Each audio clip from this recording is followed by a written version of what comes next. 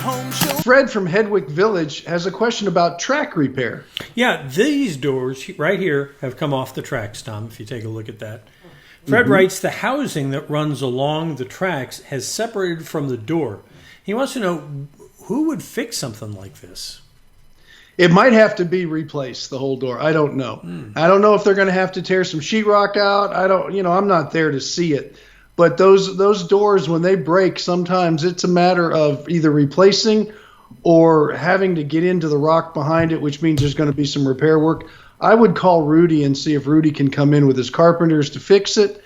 And then if they have to do some sheetrock repair and matching paint and trim and things like that, or if they just have to replace it with a new one, if it's just easier to do, they'll be able to get a decent option list of what would be best for them.